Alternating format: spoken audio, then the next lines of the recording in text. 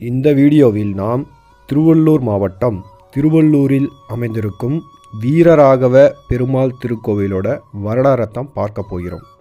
இந்த கோவில் சுமார் 1000 முதல் 2000 வருடங்களுக்கு முன்பு கட்டப்பட்ட கோவில் என வரலாறு கூறுகிறது.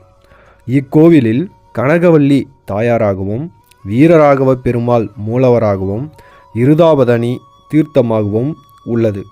இந்த கோவில் உள்ள இடம் தற்போது திருவள்ளூர் என அழைக்கப்பெற்றாலும் புராண நூல்களில் எவ்வளூர் என அழைக்கப்படுகிறது.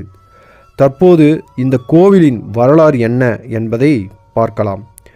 சாலிஹோத்திர என்ற ஒரு முனிவர் இக்கோவில் அருகில் உள்ள புனித குளக்கரையில் ஒரு வருடம் தவம் இருந்தார். தை மாதம் அன்று தவத்திலிருந்து கண்முழித்து தனது பூஜைகளை முடித்துவிட்டு உணவு சமைத்து அதில் ஒரு பாதியை பகவானுக்கு கொடுக்க இருந்தார். ஆனால் அங்கு ஒரு வயதான